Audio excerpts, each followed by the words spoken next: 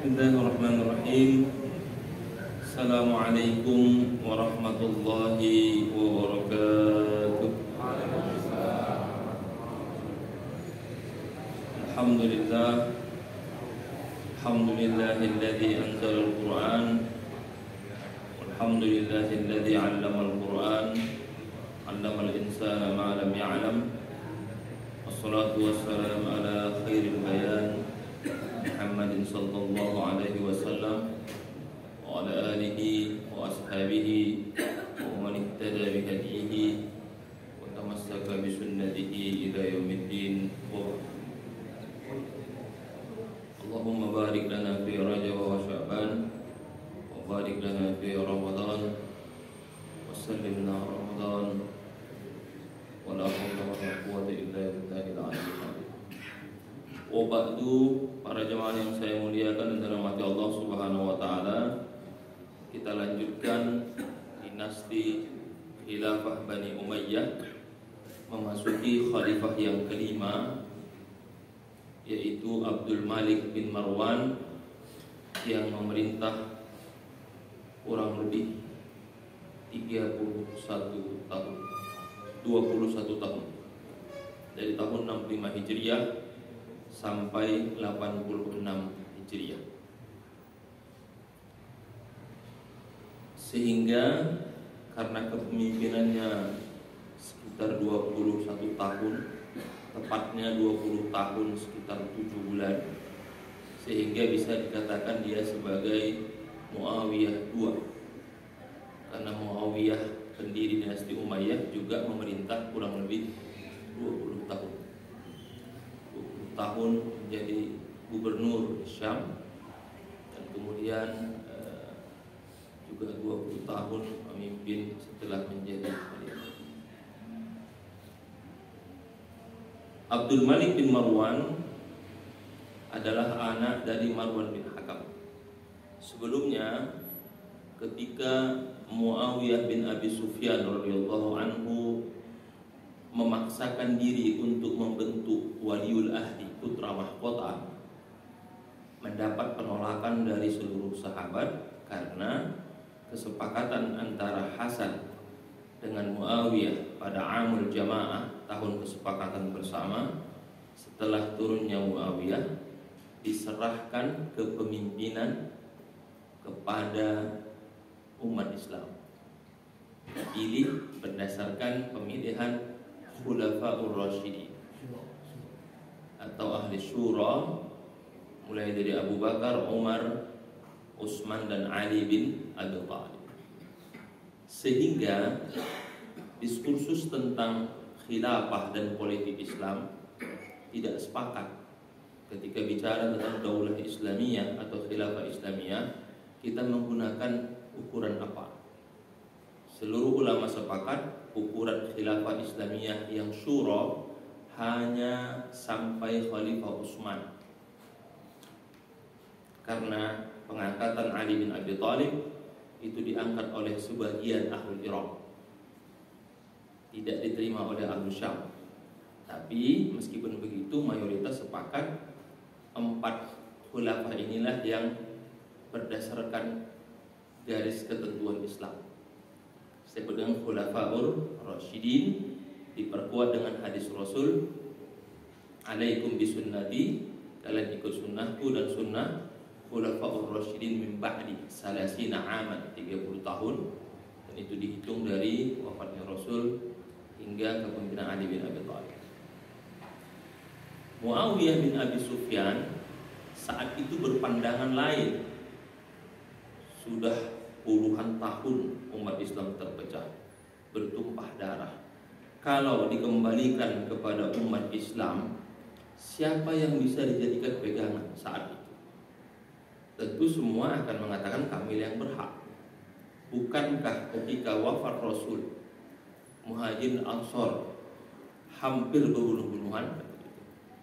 Maka perlu diangkat waliul ahdi, dan itu perlu penerus Muawiyah yang disebut dengan putra mahkota. Sahabat tidak mempersoalkan pengangkatan putra mahkota sebenarnya, tapi mempersoalkan kenapa harus Yazid yang diangkat, itu masalah. karena anaknya tidak kompeten, tapi dipaksakan. Akhirnya baiat terjadi, diangkatlah Yazid bin Muawiyah, dan yang menolak dengan keras dari sahabat yang paling vokal adalah Abdullah bin Zubair. Dan kedua tentu Husain, karena ketika sepakat setelah Hasan diberikan kepada umat Islam, harusnya yang berhak naik secara silsilah adalah Husain, adiknya Hasan bin Ali radhiyallahu anhu. Sehingga Husain memberontak menurut pandangan Yazid bin Muawiyah, sehingga pada masa Yazid dibunuhlah Husain, dan itu terjadi pada peristiwa Karbala.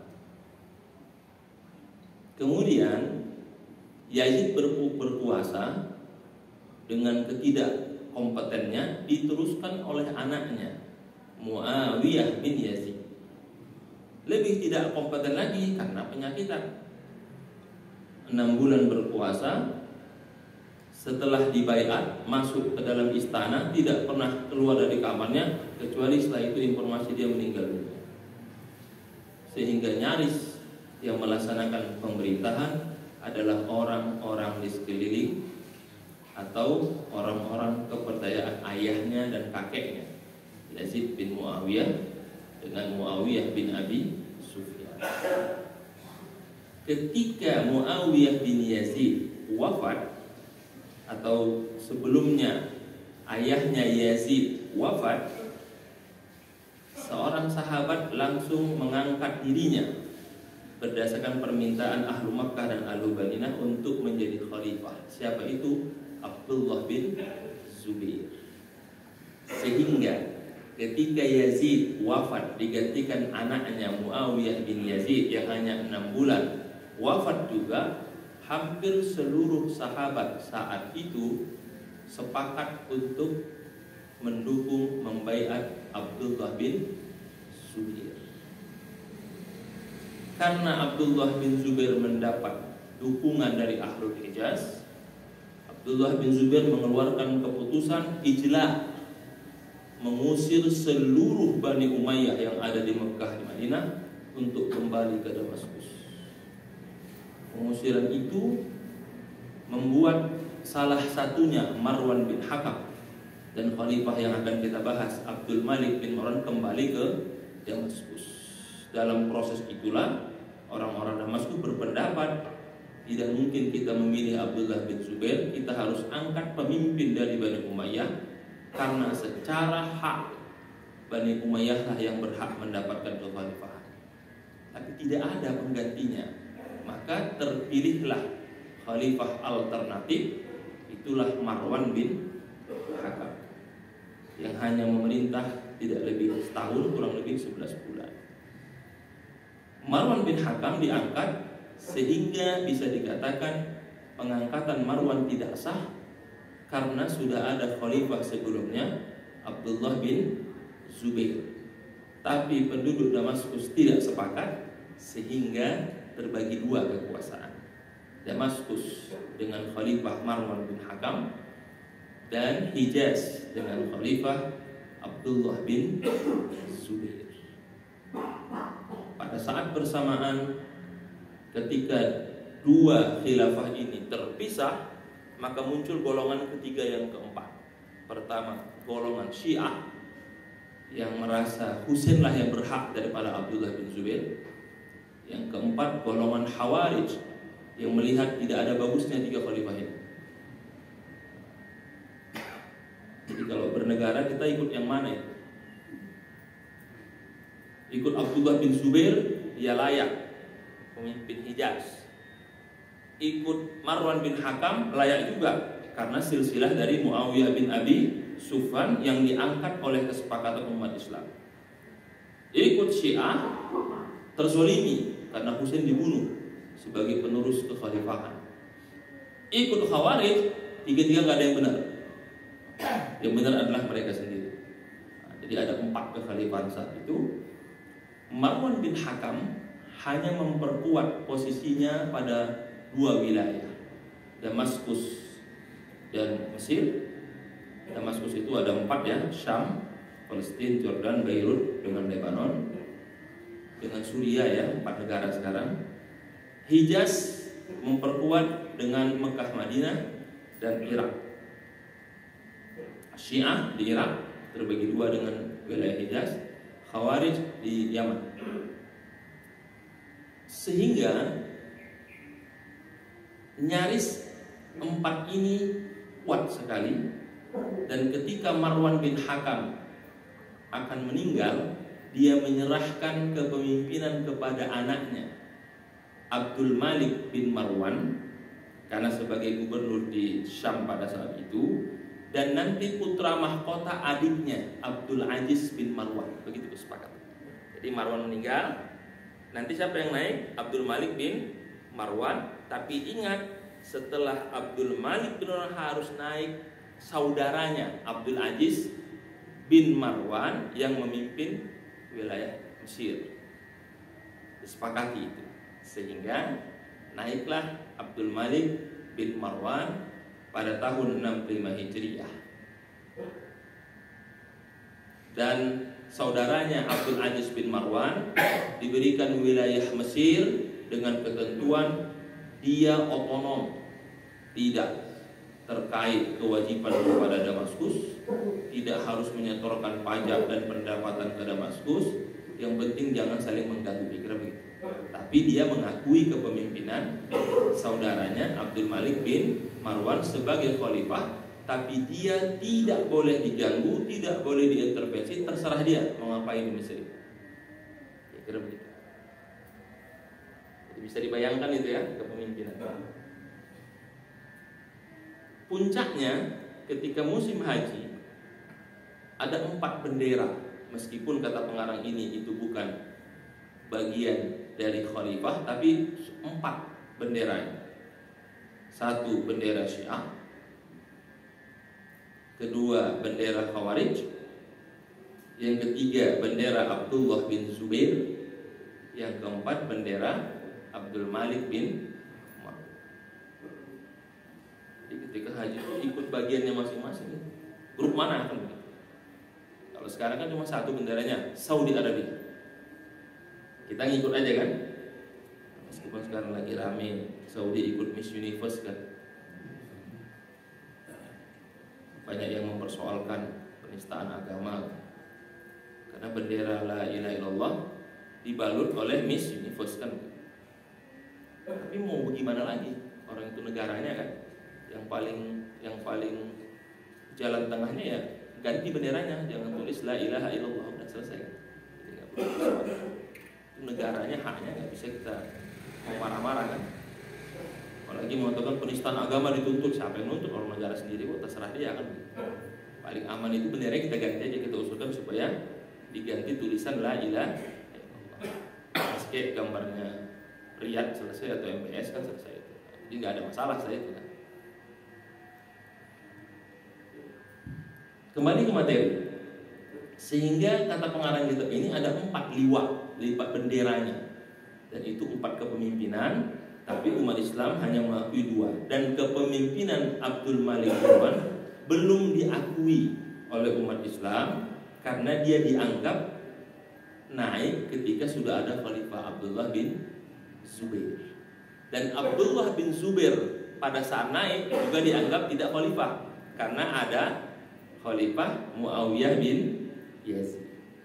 Ketika Marwan naik juga tidak dianggap karena ada Khalifah Abdullah bin Zubair. Jadi saling merasa mereka lebih berhak. Abdullah bin Zubair berhak, Abdul Malik merasa juga berhak. Cuman dulu nggak ada MK ini nggak bisa diselesaikan masing-masing. Sekarang kita lihat siapa profil Abdul Malik bin Marwan ini, sehingga kita bisa melihat kapasitasnya. Karena kita sudah bahas sebelumnya Abdullah bin Zubair seorang sahabat Nabi yang luar biasa. Abdullah bin Zubair itu kenapa sangat terkenal? 1, dia adalah anak dari Zubair. Zubair itu siapa? 10 orang yang mubasyir bil jannah. Kita cerita Abdullah bin Zubair dulu keutamaannya. Dia anak dari Zubair bin Awam, 10 orang yang dijamin masuk surga. Dan apa gelarnya? Hawari Rasul. Kata Rasul, kalau Isa punya hawari murid-muridnya, maka aku punya hawari, salah satunya Zubair bin Awwam. Itu keutamaan.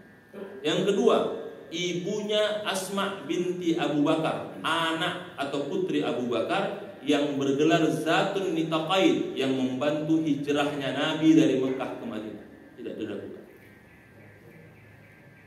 Yang ketiga, Abdullah bin Zubair, anak pertama yang lahir setelah hijrah.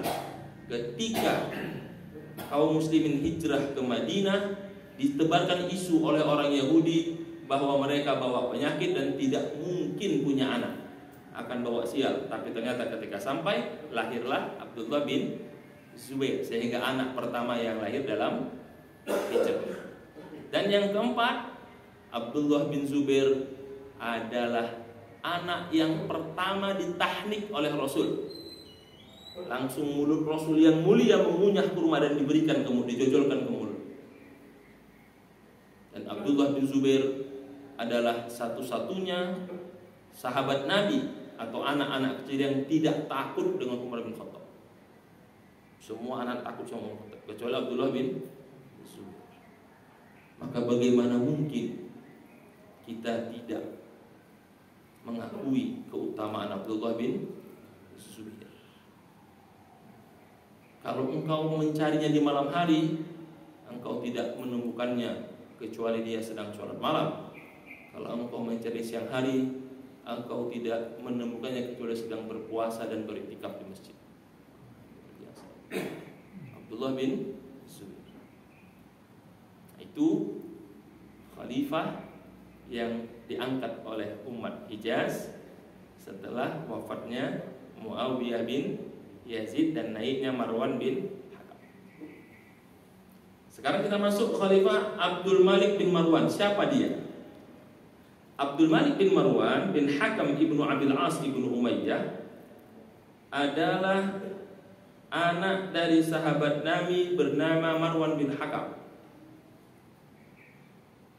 dan anak yang dilahirkan pada masa Khalifah Utsman bin Affan, tepatnya tahun ke-26 Hijriah.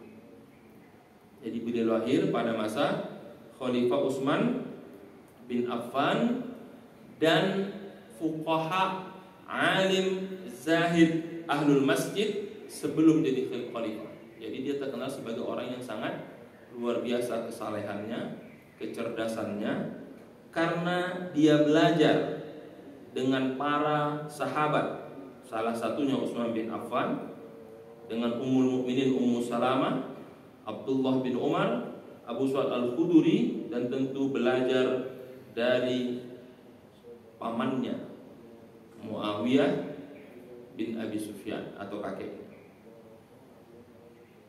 Jadi Muawiyah bin Sufyan juga pernah bertemu langsung dengan namanya Abdul Marwan ini. Bahkan Muawiyah pernah memerintahkan kepada Marwan bin Hakam, tolong anakmu diutus untuk ikut perang menghadapi Romawi karena kapasitasnya layak untuk ikut perang. Jadi Muawiyah sendiri merekomendasikan ketika mencari pemuda yang energik dan cerdas, salah satu yang diutus perang adalah Abdul Malik bin Marwan atas permintaan Muawiyah ketika jadi khalifah. Kemudian dia juga belajar bersama para tabi'in, yaitu saudaranya Abdullah bin Zubair. Siapa? Urwah bin Zubair. Karena Abdullah bin Zubair itu di Mekah, ini di Madinah, sehingga saat itu berkata para sejarawan, salah satunya Ahmash bin Abi Zinad mengatakan, kalau bicara siapa soko gurunya para ahli fikih Madinah, fuqaha, 4 pilar daripada ahli Madinah, salah satunya adalah Abdul Malik bin Marwan. Ruwi al-Ahmash bin Abi Zinad, kana fuqahaul Madinah 4. Ahli fikih Madinah itu ada 4. 1. Sa'id bin Musayyib, Urwah bin Zubair, Qubaisah ibn Zu'aib, dan Abdul Malik bin Marwan. Apa kata Sa'id bin Musayyib? Bukankah dia ahli fikih yang terkenal? Kata Sa'id bin Musayyib, salah satu dari 4 fuqaha, iya sebelum jadi khalifah. Setelah jadi khalifah dia bukan fuqaha. Itu kira-kira komentar Sa'id bin Musayyib. Kemudian dia terkenal dengan hamamatul masjid. Hamamah itu merpati. Jadi merpati itu suka berkumpul ya di pelataran Masjid Nabawi itu, karena dia tidak pernah meninggalkan Masjid Nabawi dan tidak pernah meninggalkan Madinah, kecuali hanya kalau dia umrah ke Mekah, dan waktu itu diusir oleh Abdullah bin Zubair. Setelah di Madinah, masjid, keilmuannya, tempat rujukan banyak para umat pada saat itu, dan itu diperkuat oleh salah seorang sahabat namanya Nafi'. Laqad ra'aitul Madinah wa ma fiha ashaddu tashmiran wala afqah wala aqra li kitabillah min Abdul Malik bin Marwan. Aku telah melihat penduduk Madinah, tidak ada orang yang sangat cerdas, yang sangat paham memahami kitab Allah Al-Quran selain Abdul Malik bin Marwan. Yang kedua, kata Imam Az-Zahabi, yulaqqabu bihamamatil masjid limulazamatihi lahu wa ghazarati ilmihi wa rajahatu aqlihi. Kata Imam Zahabi, disebut namanya dalam sejarah para sahabat dan tabi'in karena kecerdasannya, keluasan ilmunya, dan mulazamahnya di masjid. Jarang meninggalkan masjid.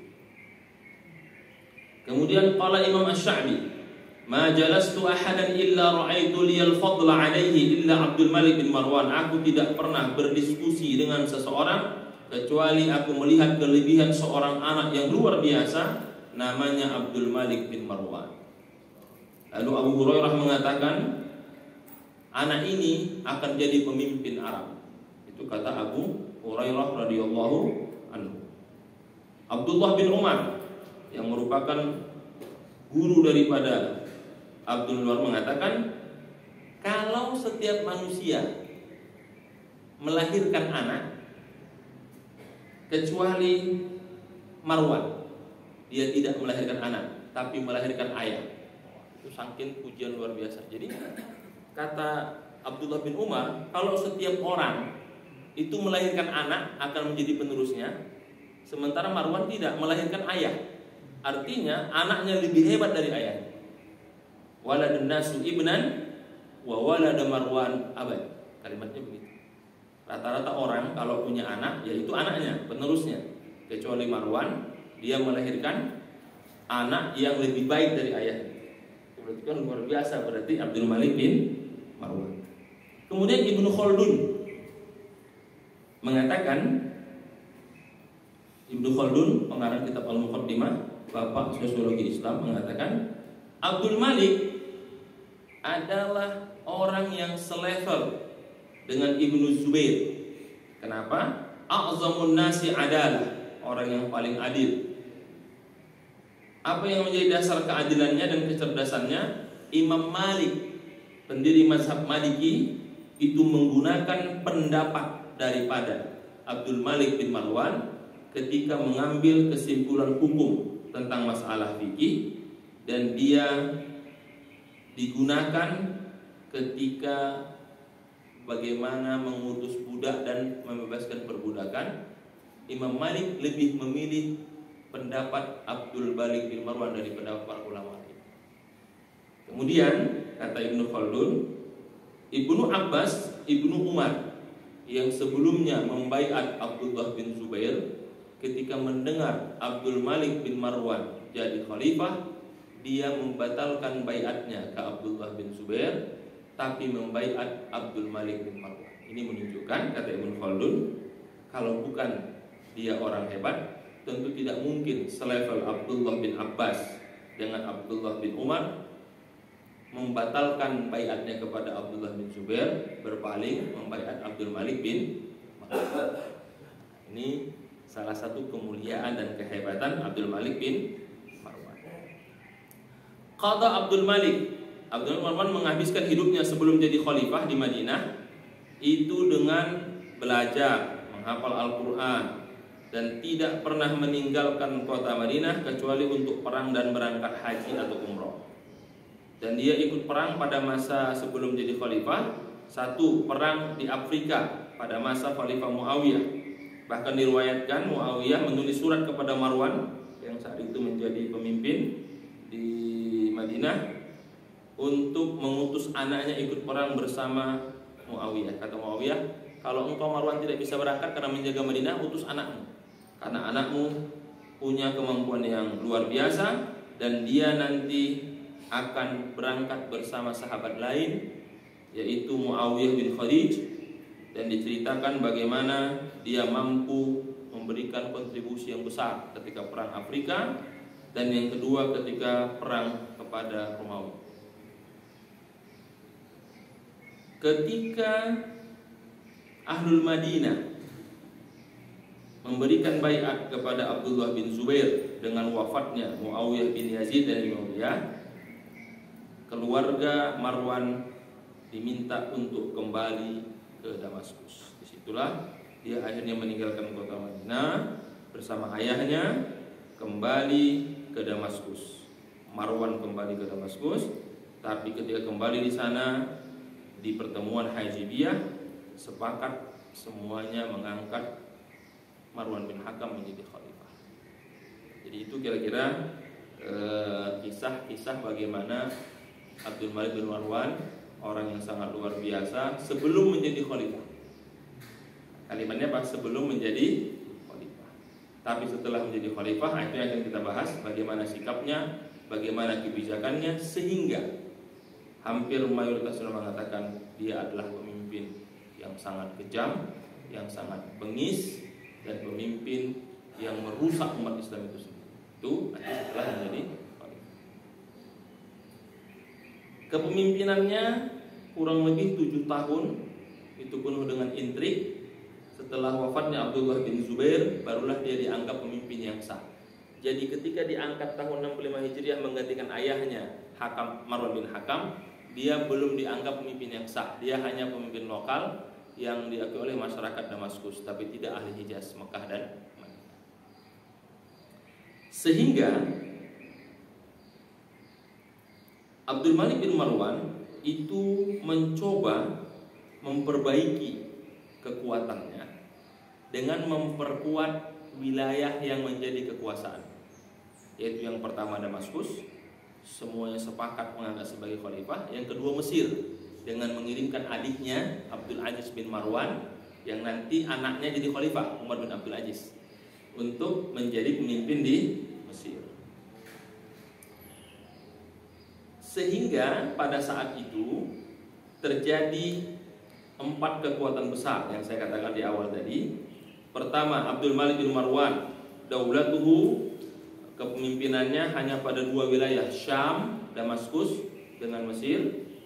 Abdullah bin Zubair itu menguasai Hijaz dan Irak. Kemudian Al-Khawarij menguasai separuh dari Irak bagian lain.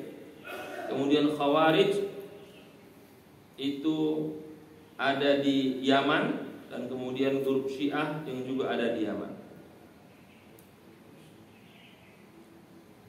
Aku tidak mengatakan, kata pengarang kitab ini, ada 4 khalifah, tapi memang begitulah terjadi ketika musim haji, ada 4 pembagian itu dan punya bendera masing-masing. Wa kana hadza wad'an syadzan, dan itu menjadi pandangan yang tidak baik, sehingga Abdul Malik bin Marwan berpendapat dia harus menyatukan 4 kekuasaan ini, karena itulah rencananya tauhidul ummah, mempersatukan umat kembali yang telah terpecah belah. Maka Abdul Marwan itu mencoba menyerang kekuasaan Khawarij, tetapi dia dikalahkan pasukan. Di menyerang Khawarij, tapi kalah pasukan Marwan, sehingga habis dikalahkan Khawarij. Khawarij makin kuat. Maka berganti teorinya dengan tidak berperang, tapi bagaimana Khawarij Syiah dengan Abdullah bin Zubair itu yang berperang. Jadi diganti diplomasinya, bagaimana 3 ini berperang nanti kalau tiga ini sudah melemah, baru dia mengambil alih. Itu diganti teorinya. Pertama berperang, dia ingin mengalahkan sesuatu, coba dari Khawarij kalah, maka diganti soft diplomasi. Tiga ini dibuat berperang, nah, dia nunggu saja menonton. Diadu, Khawarij perang sama Abdullah bin Zubair, habiskan kekuatan Zubair, perang sama Syiah, menang memang Abdullah bin Zubair, Khawarij dikalahkan, Syiah dikalahkan. Itu bukti Zubair itu kuat. Tapi setelah habis kekuatan dan waktu yang memerangi dua ini, baru kemudian Abdul Malik menyerang Zubair dengan mengutus panglima yang sangat kejam, Yusuf bin Hajjaj, untuk membunuh Abdullah bin Zubair. Dan itu peristiwa yang paling menyedihkan, kata Imam Suyuti dalam kitab Khulafa. Dia mengatakan inna lillahi wa inna ilaihi raji'un. Rasul mengatakan nanti akan datang dua manusia yang dibenci oleh Allah. Satu mengaku nabi, itulah yang terjadi dengan Usaid. Yang kedua, orang yang menghalalkan segala cara, itulah Yusuf bin Hajjaj as-Saqafi, yang nanti menyerang Abdullah bin Zubair, menghancurkan Ka'bah, dan menggantung Abdullah bin Zubair di alun-alun kota Makkah dan Madinah kurang lebih 3 hari. Dan banyak sahabat yang menangis saat itu, sehingga itu adalah masa yang paling memilukan bagi umat Islam. Dan itu atas persetujuan Abdul Malik bin Marwan sebagai khalifah. Kalau kita buka sejarah dari tarikh Ibnu Katsir dengan Bidayah wa Nihayah, kemudian tarikh Khulafa oleh Imam Suyuti, bisa dikatakan disitulah musibah terbesar umat Islam, karena anak yang dimuliakan oleh Rasul itu wafat dan dibunuh di Ka'bah. Ka'bah sampai dihancurkan, dibangun kembali, dan kemudian digantung selama 3 hari. Tidak ada yang boleh mengambil mayatnya, baru kemudian diturunkan. Dan dia menghabisi seluruh sahabat yang memberontak, siapapun itu. Dan ketika dia berkuasa menjadi gubernur di Hijaz, Mekah, Madinah itu, salah seorang sahabat karena tidak tahan menghadapi tingkah laku Yusuf bin Hajjaj itu, menulis surat kepada Abdullah bin Umar. Siapa itu? Anas bin Malik. Dan itu nanti kita bacakan bagaimana suratnya dan bagaimana kejamnya Hajjaj ibn Yusuf as-Saqafi. Sehingga dengan teori daripada Abdullah bin Marwan ini, Najaha tahun 65 Hijriah dia jadi khalifah. Tahun 73, berarti kurang lebih 7-8 tahun, barulah kekhalifahannya sah. Jadi 65 diangkat masih tidak sah. Tahun 73 Hijriah wafat Abdul Zubair, barulah dia menjadi sah. Jadi kepemimpinan 8 tahun itu bagaimana menyatukan umat Islam, sehingga tahun 73 Hijriah sah menjadi pemimpin dan diakui oleh keempat itu. Karena Syiah dihancurkan, Khawarij dihancurkan, dan dia menjadi pemimpin. Apa kata pengarang kitab ini? Disitulah hebatnya Abdul Malik dengan kesabarannya, dengan strateginya. Dia mampu mempersatukan umat Islam dengan narasi Tauhidul Ummah, mempersatukan umat dari perpecahan. Yang kedua, di antara ketegasan dan luar biasa kejamnya Abdul Malik ini, ketika seorang gubernur yang sangat loyal kepada Muawiyah bin Abi Sufyan, jadi dari pihak kakeknya, pamannya, Amru ibnu Sa'id al-Ashdaq, itu menolak kepemimpinan itu, dihukum mati langsung. Jadi kata Abdul Marwan, saya tidak bisa mentoleransi siapapun yang ngomong kepada saya. Lebih baik saya membunuh satu orang untuk keamanan dan stabilitas khilafah daripada mengorbankan satu orang tapi merusak semua. Kata beliau, fasyasah aqlun la qalbun wa awatif. Politik itu adalah logika, bukan perasaan dan pakai hati. Di situ tegasnya beliau, sehingga pemberontakan apapun, Amr bin Sa'id adalah orang yang sangat dimuliakan, loyalisnya Muawiyah, yang dipercaya Muawiyah, tapi karena memberontak tidak patuh kepadanya untuk itu.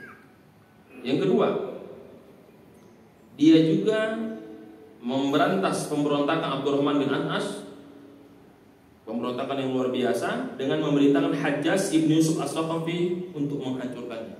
Sehingga Hajjaj ini bisa dikatakan salah satu pentolan yang paling dipercaya Abdul Malik untuk memberantas siapapun yang tidak patuh kepadanya dengan pedang. Bila perlu dibunuh, dibunuh. Jadi bisa kita bayangkan, berarti ini jenderalnya. Habisin semua yang tidak patuh kepada Abdul Malik bin Marwan. Semua kebijakannya itu hampir tidak ada tanpa kekerasan. Bahkan kata Hajjaj Yunus As-Saqafi ketika Muawiyah bin Zubair, dia menggunakan begini: aku naik atas perintah khalifah, aku memberantas Abdul Zubair atas perintah khalifah. Tahukah kalian, kata Hajjaj bin Yusuf ini, jenderalnya ini, Nabi Adam Allah muliakan, tapi karena dia salah diusir dari surga. Abdullah bin Zubair dimuliakan, tapi karena salah dia harus dibunuh. Mana lebih mulia Adam dengan Abdullah bin Zubair? Yang kedua, Abdullah bin Zubair, Nabi Adam tinggal di surga, karena salah dikeluarkan dari surga karena tidak layak orang bersalah di surga. Abdullah bin Zubair bersembunyi di Ka'bah, maka tidak salah saya menghancur Ka'bah. Kata Haji Yusuf, mana lebih tinggi, surga atau Ka'bah? Begitu jawabannya. Ketika saya baca ini, luar biasa nih, kejamnya manusia ini. Apa jawabannya? Atas nama stabilitas politik dan menjaga kekhalifahan. Dan setelah Abdullah bin Zubair mati dan digantung selama 3 hari, seluruh sahabat siapapun yang membantah itu akan dihukum dengan keras, termasuk temannya semasa menjadi ahli fikih, Sa'id ibn Musayyab. Ketika Abdul Malik menjadi khalifah, mengangkat anaknya putra mahkota Walid bin Abdul Malik, dia menolak, dihukum 70 kali cambukan, yang pada akhirnya mengakui dan menerima putra mahkota anaknya Walid bin Abdul Malik. Karena kesepakatannya kan harusnya setelah dia wafat saudaranya Abdul Aziz bin Marwan, tapi dia mengangkat anaknya Walid bin Abdul Malik. Tapi terjadi perseteruan antara dia dengan saudaranya, mimpin di Mesir, tapi karena Allah berkehendak lain, dia wafat sebelum Abdul Malik wafat, sehingga dia menangis karena meninggal saudaranya, sakit, tapi senang juga karena putra mahkota jadi anaknya Walid bin Abdul Malik, bukan saudaranya Abdul Aziz bin Malik.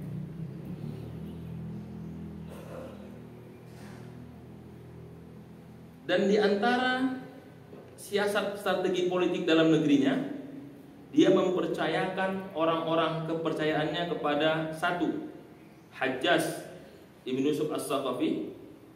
Sangkin dia percayanya, semua keputusan Hajjaj tidak pernah dibantah, sehingga Hajjaj merasa dihormati, sehingga Hajjaj betul-betul berkhidmah, mengabdi kepada Abdurrahman tanpa ada apapun dan tanpa ada penolakan. Jadi kata Abdul Malik, saya percayakan dengan kamu, mutlak terserah. Itu membuat Hajjaj merasa bangga dapat apa, perintah dari seorang khalifah tanpa ada pengecualian.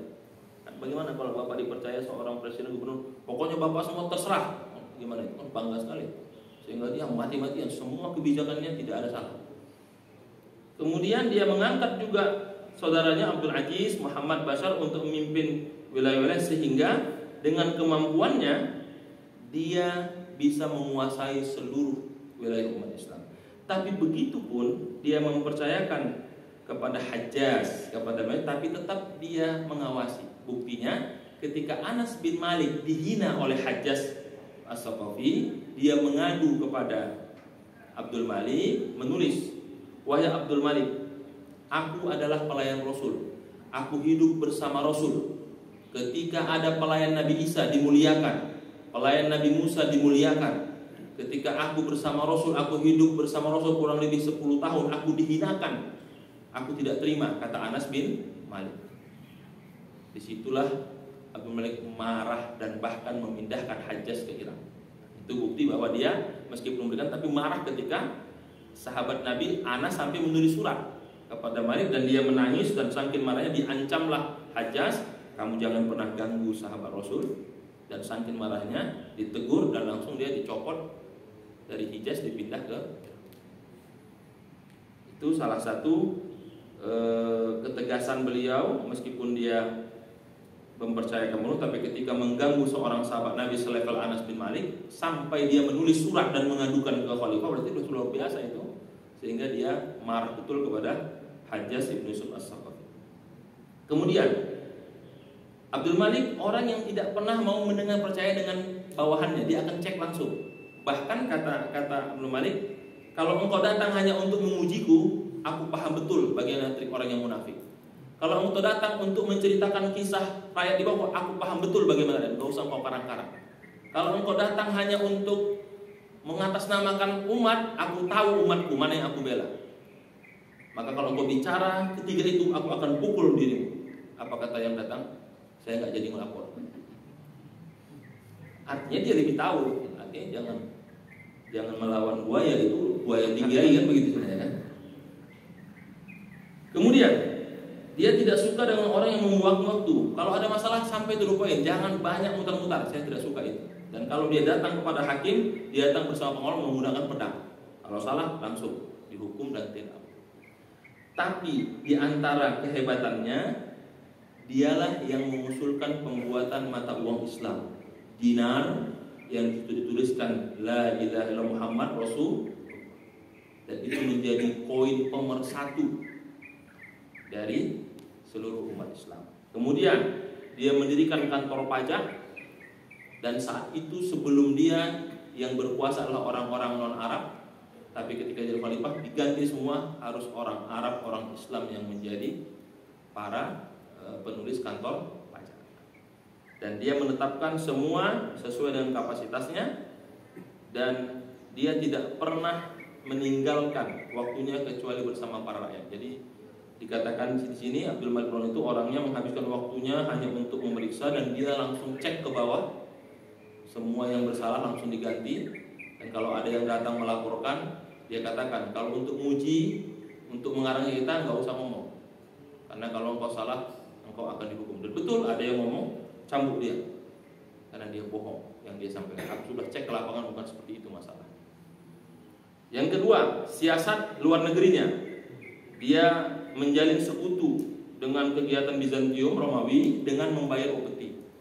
Oleh sebagian dianggap dia tidak berani, padahal itu teorinya agar Romawi menganggap dia lemah, sehingga dia bisa menyelesaikan masalah dalam internal. Setelah kuat baru dia melawan, dan itu terbukti ketika dia menyerahkan upeti ke Romawi. Romawi langsung memutus mata-mata, dia habisin mata-mata itu karena Romawi tidak mau merusak hubungan, tapi memutus perpanjangan tangannya. Dia berhasil menghabisi semua, yaitu Jais Suhaib bin Qais al-Balawi, dia hancurkan itu, sehingga Romawi berpikir ulang bahwa ini bukan khalifah yang lemah, sehingga Romawi menarik kembali 12.000 pasukannya dan dipindahkan keluar dari perbatasan Damaskus dan Irak dan Mesir.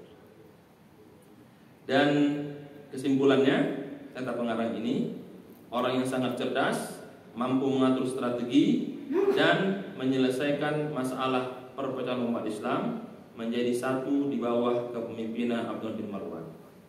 Dan dikatakan di sini, ketika dia mengutus anak-anaknya untuk belajar, dia punya anak 15 orang laki-laki, 2 orang perempuan. Salah satunya anaknya putri kesayangan itu Fatimah, yang nanti menjadi istri Umar bin Abdul Aziz.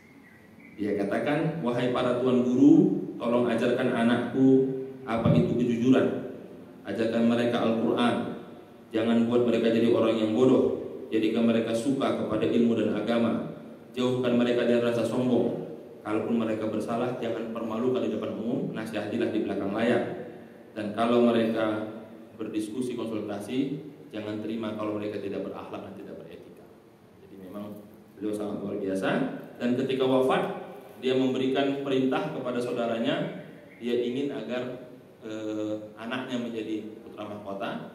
Abdul Imran menolak saudaranya, tapi dengan kuasa Allah dia wafat sebelum itu. Akhirnya diberikan kepada Walid bin Malik. Dia katakan, Walid bin Abdul Malik, kalau engkau nanti jadi khalifah, tidak perlu engkau menangisi kematianku seperti tangisan para wanita yang lemah. Ambil pedang, pakai jubah, dan tunjukkan engkau seorang harimau yang bisa menaklukkan segalaku. Dan berhati-hatilah terhadap Quraisy yang akan bisa menjatuhkan kekuasaanmu, dan bertakwalah kepada Allah. Ingat wasiatku, jangan pernah engkau melawan Hajjaj bin Yusuf As-Saqafi. Meskipun dia sangat bengis dan kejam, tapi dialah yang membuat pemerintah ini menjadi stabil. Muliakan dia. Jangan pernah engkau melawan. Hancurkan Khawarij, hancurkan Syiah. Jangan pernah kalian bertengkar. Jadilah anak-anak yang bersaudara, dan jadilah poin kebenaran.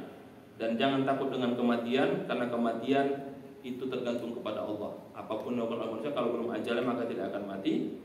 Dan jangan pernah engkau berpihak pada yang tidak benar. Jagalah dirimu untuk selalu berpihak kepada kebenaran. Ketika dia wafat, naiklah anaknya Walid Abdul Malik yang nanti terkenal dengan pendiri masjid Bani Damaskus yang sangat terkenal. Ada masjid besar itu di Damaskus. Itu pendiri anaknya Walid bin Abdul Malik. Poin terakhir kata pengarang kitab ini, Abdul Malik dengan segala perilakunya dimuliakan sebelum jadi khalifah, dihina dan dicaci setelah jadi khalifah. Tapi poinnya kata pengarang kitab ini, dialah yang mempersatukan umat Islam, dan dialah salah seorang yang Rasul sudah jamin bahwa sebaik-baik generasi adalah generasi sesudahku, kemudian tabi'in dan tabi'in. Dia masuk kategori tabi'in. Jadi dengan segala kekurangannya, kata pengarang kitab ini, tetap kita kembali kepada hadis Rasul. Jangan pernah menghina sahabatku dan menghina generasiku. Mereka tidak diragukan keimanannya, tapi dalam politik itu istihad mereka masing-masing. Hadisnya, sebaik-baik generasi adalah generasi pada masa sahabatku 100 tahun pertama, tabi'in 100 tahun yang kedua, dan tabi'in 100 tahun yang ketiga. Kata Imam Syafi'i, dia adalah seorang ulama yang luar biasa sebelum jadi khalifah. Dia pemimpin yang luar biasa dengan segala keterbatasan. Itu kira-kira penutup dari pengarang ini, karena kalau baca kisahnya bisa dibuka penuh dengan kekejaman, tapi poinnya adalah dia pemersatu umat Islam. Demikian dapat saya sampaikan. Mohon maaf mengambil waktunya sampai mau syuruk. Yang bertanya saya persilahkan, satu atau dua. Assalamualaikum warahmatullahi wabarakatuh. Bertanya silakan. Assalamualaikum warahmatullahi wabarakatuh.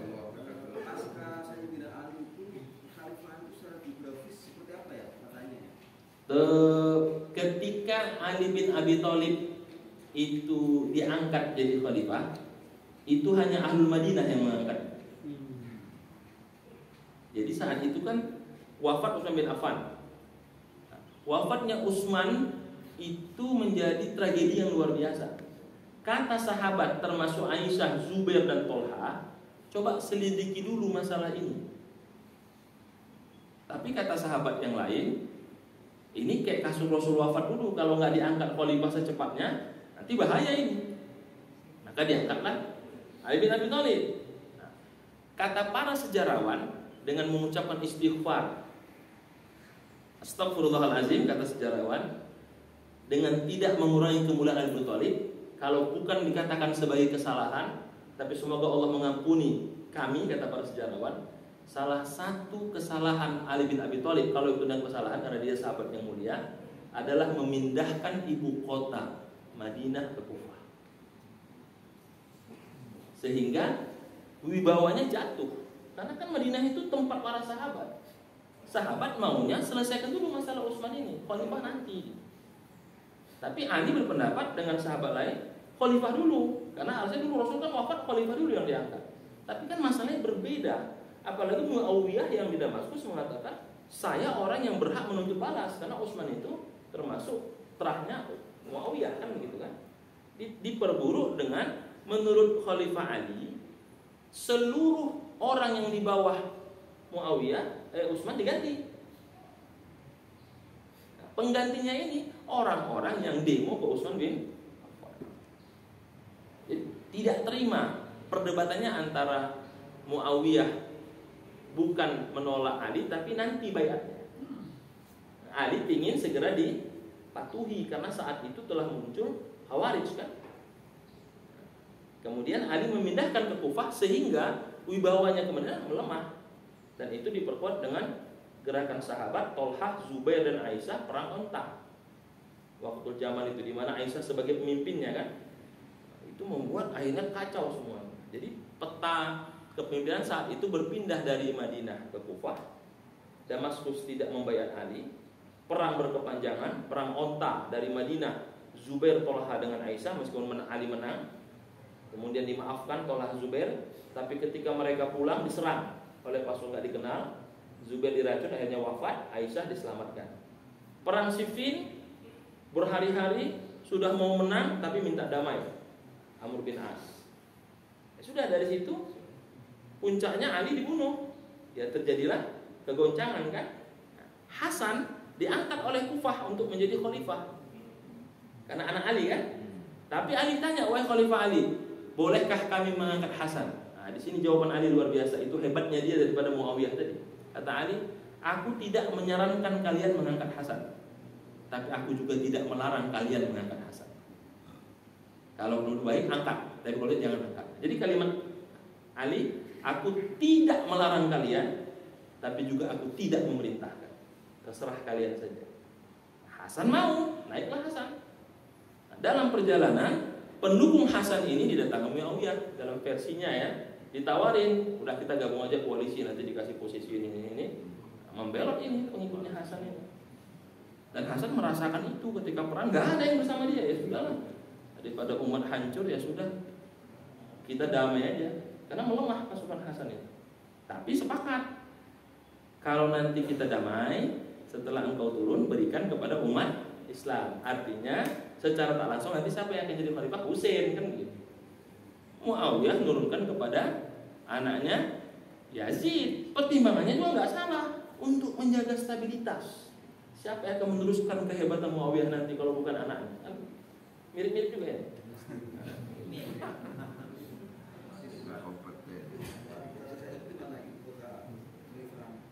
Jadi khalifahnya kan di Kufah, Ali. Tapi karena dia wafat, Muawiyah pindah ke Damaskus. Nah, Damaskus, siapa yang nolak? Husain. Nah, ketika Yazid naik, Husain menolak kan? Kata Husain, bunuh Yazid. Kata Yazid bunuh Husain. Di mana dibunuh? Di Karbala. Meskipun kata Yazid, aku tidak memerintahkan untuk membunuh Husain. Aku hanya bilang tangkap Husain dan amankan. Jenderal di bawahnya pahaminya amankan, bunuh. Tapi apakah Yazid marah? Dia hanya kesal. Kan aku perintahkan tangkap dan diamankan. Bawahannya kreatif, bunuh. Ditegur aja. Oleh para sejarawan berarti Yazid punya kontribusi, tapi oleh yang membela tidak. Yazid hanya menyesalkan tindakannya. Menyesalkan aja. Kalau benar kan dipenggal juga kan yang bunuh Husain itu kan enggak diteruskan. Cuman dia marah. Ibaratnya begini kalau kita punya bawahan. Kenapa kamu begitu? Kan saya nggak suruh. Tapi Pak, saya memahaminya pecat aja. Sudahlah, udah terlanjur kan begitu, selesai. Karena dibunuh Husain, siapa yang menolak? Abdullah bin Zubair. Wafat Yazid, Abdullah bin Zubair jadi khalifah. Ya sudah, yang berhak kami, naiklah dia. Nah, Yazid penerusnya Muawiyah 6 bulan sakit-sakitan, nggak layak lagi. Akhirnya semua ingin pindah ke sana. Kelompok Bani Umayyah melihat ini kalau nggak kita punya orang pengganti alternatif bahaya. Penerus Muawiyah nggak ada. Kita ambil dari keluarga siapa? Marwan bin Hakam. Marwan naik sebagai tokoh alternatif. Kesepakatannya Marwan kalau nanti dia sudah meninggal diserahkan lagi ke silsilah Muawiyah. Marwan nggak mau, serahkan ke anaknya Abdul Malik bin Marwan. Jadi memang masalah anak ini luar biasa.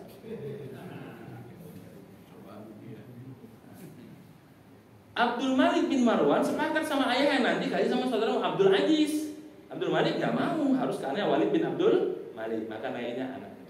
Jadi masalah anak ini betul kata Allah, anak dan harta itu fitnah, cobaan. Dan memang siapa sih yang mau kalau bapak punya perusahaan, masa bukan anaknya pemimpinnya, masa tetangganya kan begitu kan? Nah, tetap anak. Cinta anak ini luar biasa. Ya kira begitu Pak. Jadi dari Madinah pindah ke Kufah, pindah ke Damaskus. Sudah, Damaskus sempat ada lawannya di Mekah, Abdullah bin Zubair. Tapi setelah dipadamkan, pemberontakannya dibunuh, pindah lagi ke Damaskus. Nanti berakhir ini kan masih ada lagi 10 khalifah, 15 khalifah, baru pindah kemana? Ke Baghdad, Irak, Abbasiyah. Abbasiyah nanti baru pindah ke Mesir, Fatimiyah. Dari Mesir nanti baru pecah-pecah ke India, ke Andalusia, pindah lagi, baru nanti ke Indonesia. Itu Spanyol kan Andalusia? Andalusia itu Spanyol. Andalusia, dari sana pindah ke Turki. Kalau Turki nggak dihitung sama orang Arab, karena Turki bukan Arab kan. Makanya orang Arab tidak pernah mengakui Turki Utsmani, non Arab itu.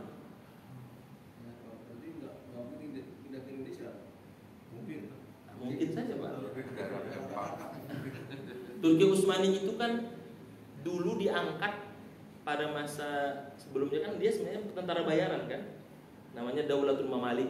Jadi karena tidak punya tentara, diambil orang Turki tentara bayaran. Makin banyak tentara bayaran itu, kekuatan makin kuat, memimpin dia. Pindahlah Turki Utsmani itu kan, Ottoman itu. Dan Turki itu bukan orang Arab itu. Sehingga dalam kekhalifahan Turki Utsmani itu ya di mata Arab biasa saja. Makanya di Arab diakui apa dinastinya? Kalau enggak Muawiyah, Abbasiyah, Fatimiyah. Al-Ayyubi juga dianggap, tapi kan karena dia orang Albania, bukan orang Arab. Ayyubiyah, Kurdi, Fatimiyah baru Syiah kan, Ahlul Bait lagi. Jadi yang ingin disampaikan kata pengarang ini, kita akan ceritakan profilnya sebelum jadi khilafah, kita ceritakan kebijakannya setelah jadi khalifah, tapi penutupnya kita tetap menghormati dia sebagai seorang sahabat dan tabi'in, yang mana Rasul mengatakan, jangan hina sahabat dan pengikutku karena mereka sudah dijamin. Itu aja masalahnya. Tapi kita bahas untuk kita tahu sejarah. Poinnya kata pengarang ini, kita boleh berbeda karena itu ijtihad politik, tapi kita tidak boleh mencederai kesalehan dan ketakwaan. Karena jelas pengakuannya, hadis-hadisnya jelas, mereka orang-orang soleh yang katakan sebaikku generasiku tabi'in dengan tabi'in 100 tahun pertama, kedua, dan 100 tahun ketiga. Setelah itu baru kategorinya khalaf. Yang tiganya apa? Salafus. Ya kira begitu Pak. Cukup Pak ya? Cukup Pak? Silakan Pak. Yang mau isyraq silakan, mohon maaf. Belum Pak, 3 menit lagi. Oh tadi bunyi tadi bukan ya? Belum. Baik, silakan. Assalamualaikum warahmatullahi Waalaikumsalam warahmatullahi wabarakatuh. Yang mau saya tanyakan mengenai masalah etika politik ya. Karena dipisahkan antara kesalehan dengan ijtihad politik. Jadi dalam Islam memang apakah begitu? Tidak ada istilah etika ya dalam sejarah yang saya baca. Etika itu mungkin sekarang kali ya. Karena begini, pengarang ini mencoba terlepas dengan segala kebijakannya, tapi selalu kata pengarang, karena pengarang ini adalah seorang sejarawan kontemporer, dia mengangkat ini menjadi disertasinya karena memang hampir seluruh referensi sejarah itu mengatakan Muawiyah itu adalah dinasti yang paling buruk. Silahkan buka semua referensi. Dari Suyuti, Tarikh Khulafa, Ibnu Katsir, itu semua mengatakan Muawiyah itu apa?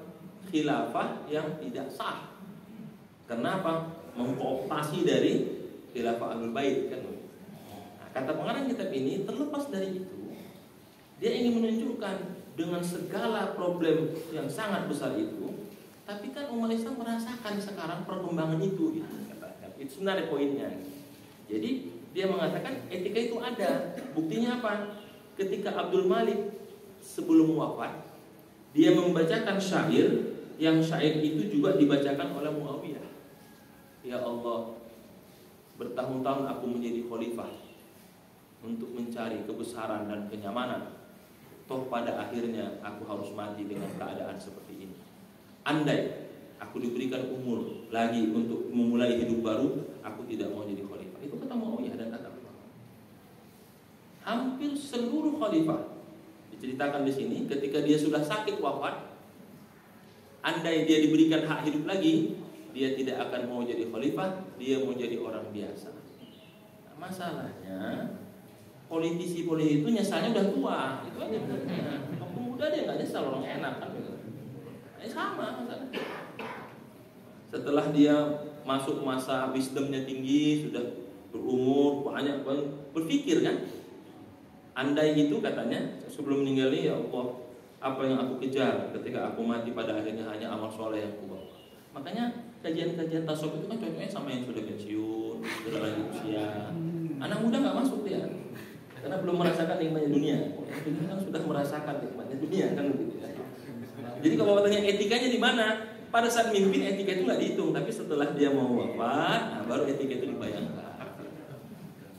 Jadi kalau tanya di mana etikanya, pengarang ini mengatakan terlepas apapun itu, kita ceritakan kelemahannya apa, kita ceritakan keburukannya apa, tapi kita tidak boleh menutupi kemajuan yang dicapai pada saat dia memimpin, dan tidak boleh menafikan kesaksian Rasul bahwa sahabatnya adalah orang-orang terbaik, manusia yang dijamin surga dan kalam radhiyallahu anhu. Itu poinnya, Pak. Nah, tapi perbedaannya, wah, kalau baca di sini kisah Abdul Malik ya, ketika dia datang itu, Pak, dia tanya, dia kan dulu kan khalifah itu nggak ada posternya, jadi orang banyak nggak kenal wajahnya kan begitu, kecuali nggak ketemu. Kata Malik, dia pergi haji, gimana menurut kamu Malik? Itu mah pemimpin nggak benar itu pemimpin kacau itu mah khianat, membunuh saudaranya ini.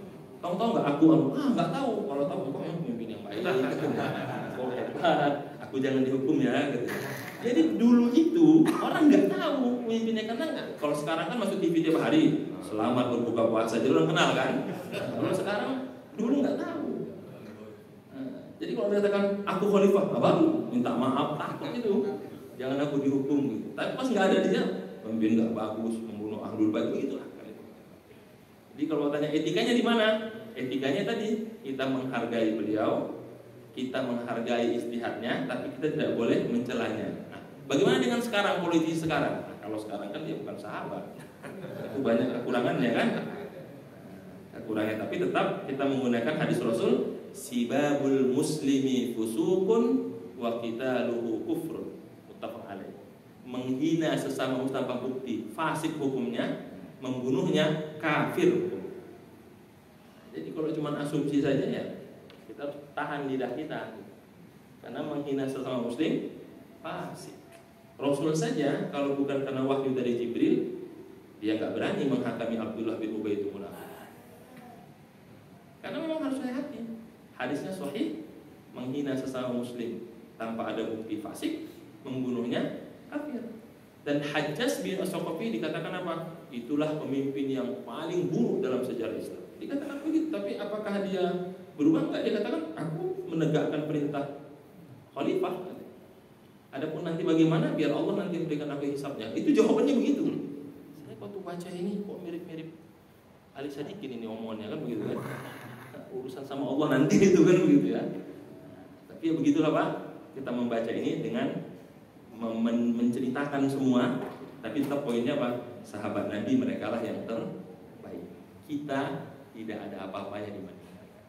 Demikian, wa'alakum minkum, subhanallahi wa bihamdika asyhadu an la ilaha illa anta astaghfiruka wa atubu ilaik. Alhamdulillah.